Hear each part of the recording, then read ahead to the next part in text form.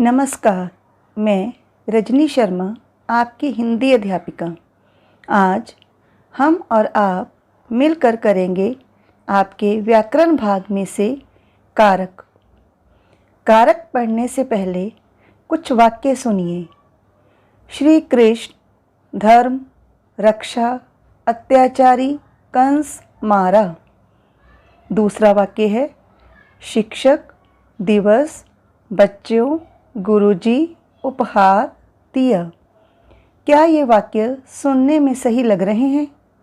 अब इन वाक्यों को कुछ इस तरह से देखिए। श्री कृष्ण ने धर्म की रक्षा के लिए अत्याचारी कंस को मारा। दूसरा वाक्य है शिक्षक दिवस पर बच्चों ने गुरुजी को उपहार दिया। तो इन वाक्यों में जैसे ही ने, की, के लिए, को, पर, से आदि शब्दों का प्रयोग किया गया तो सभी निरर्थक वाक्य सार्थक बन गए। अर्थात वाक्य में प्रयुक्त संज्ञा शब्दों का वाक्य की क्रिया तथा अन्य संबंधों से संबंध भी स्पष्ट हो गया। तो चलिए करते हैं कारक के भेद। कारक के 8 भेद माने गए हैं। कारक और उनकी विभक्तियाँ। कर्ता ने कर्म को करण से संप्रदान के लिए अपादान से संबंध कारक का के की रा रे री अधिकरण में पर संबोधन हे अरे। अब हम कारक के प्रत्येक भेद को विस्तार पूर्वक समझेंगे। तो प्रथम भेद है कर्ता कारक। शब्द के जिस रूप से क्रिया के करने वाले का बोध होता है उसे कर्ता कारक कहते हैं। जैसे सुरेश क्रिकेट खेल रहा है, सुधांशु ने खाना खाया। उपयुक्त वाक्यों में सुरेश और सुधांशु संज्ञा शब्द क्रमशः खेलों और खाने का काम कर रही हैं। ये दोनों कर्ता कारक हैं। दूसरा भेद है कर्म कारक। वाक्य के जिस शब्द पर कर्ता द्वारा की गई क्रिया का फल या प्रभाव पड़े उसे कर्म कारक कहते हैं। जैसे राकेश पत्र लिख रहा है, राकेश ने मोहन को बुलाया। उपयुक्त वाक्यों में पत्र और मोहन को कर्म कारक हैं, क्योंकि इन दोनों शब्दों पर कर्ता द्वारा की जा रही क्रिया का प्रभाव पड़ रहा है। कारक का तीसरा भेद है करण कारक।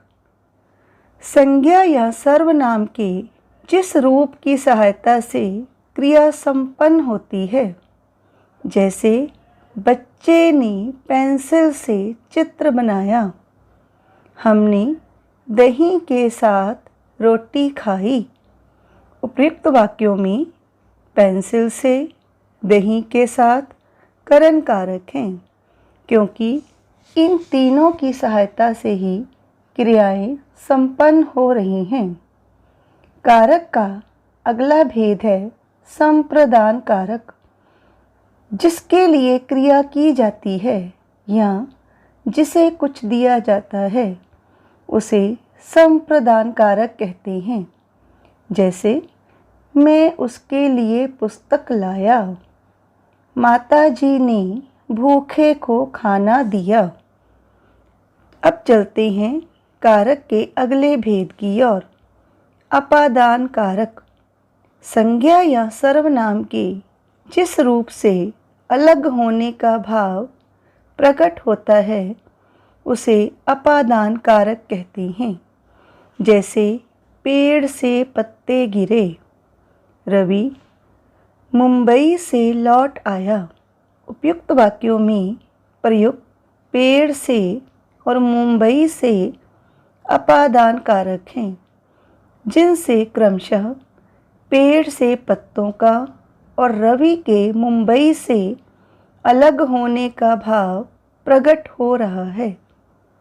अपादान कारक की विभक्ति से है, जिससे अलग होने का भाव प्रकट होता है। संबंध कारक एक संज्ञा या सर्वनाम का किसी दूसरी संज्ञा या सर्वनाम से संबंध बताने वाले शब्द रूप को संबंध कारक कहते हैं। जैसे राम का भाई चतुर है, सुनीता की बहन सुंदर है।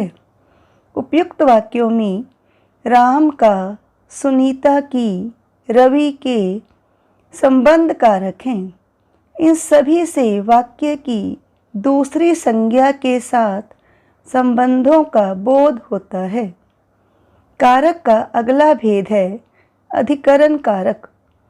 क्रिया के होने के स्थान या काल को बताने वाले कारक अधिकरण कारक कहलाते हैं। जैसे चिड़िया पेड़ पर बैठी है, वह मकान में रहता है। इन वाक्यों में पेड़ पर, मकान में शब्दों में अधिकरण कारक है। कारक का अंतिम भेद है संबोधन कारक। संज्ञा के जिस रूप से किसी को पुकारा, बुलाया या सावधान किया जाए उसे संबोधन कारक कहते हैं। जैसे हे विद्यार्थियों इधर आओ, अरे लड़कों ध्यान से सुनो। उपयुक्त वाक्यों में प्रयुक्त शब्द हे विद्यार्थियों, अरे लड़कों संबोधन कारक हैं। सर्वनाम शब्दों में संबोधन कारक नहीं होता। आशा है कि आपको कारक अच्छी तरह से स्पष्ट हो गए होंगे। अब हम अलंकार के शब्दालंकार भेद के बारे में विस्तार पूर्वक फिर से दोहराई करेंगे। अलंकार। अलंकार दो शब्दों के योग से बना है, अलम प्लस कार। अलम का अर्थ है आभूषण तथा कार का अर्थ है भूषित करने वाला, अर्थात शोभा बढ़ाने वाला। जिस प्रकार नारी के सौंदर्य की वृद्धि आभूषणों द्वारा होती है, ठीक उसी प्रकार काव्य के सौंदर्य की वृद्धि अलंकारों द्वारा होती है।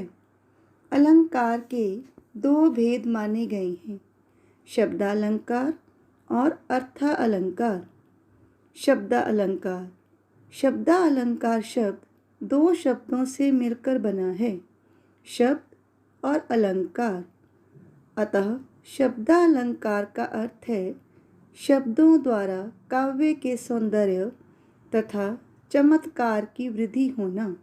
आज हम शब्दालंकार के बारे में विस्तार से पढ़ेंगे। चंदा चमके चम चम चम, चीखे चौकन्ना चोर, चीनी चाटे चींटी, चटोरी चींटी घोर। इस वाक्य में च शब्द काव्य की ल्यात्मकता के साथ साथ सौंदर्य तथा चमत्कार में वृद्धि कर रहा है। शब्दालंकार के तीन भेद माने गए हैं, अनुप्रास अलंकार, यमक अलंकार और श्लेष अलंकार। अनुप्रास अलंकार। काव्य में जब एक ही वर्ण तथा अक्षर की पुनरावृत्ति एक या उससे अधिक बार हो तो उसे अनुप्रास अलंकार कहते हैं। जैसे बनन में बागन में बगरयो बसंत है, चारु चंद्र की चंचल किरणें खेल रही थी जलथल में। इन काव्य पंक्तियों में ब, च आदि वर्गों की पुनरावृत्ति एक से अधिक बार हुई है, जिससे भाषा के सौंदर्य में वृद्धि के साथ साथ चमत्कार भी बढ़ जाता है। अलंकार का दूसरा भेद है यमक अलंकार। काव्य में जब एक ही शब्द का प्रयोग विभिन्न अर्थों के लिए अनेकों बार किया जाए तो उसे यमक अलंकार कहते हैं।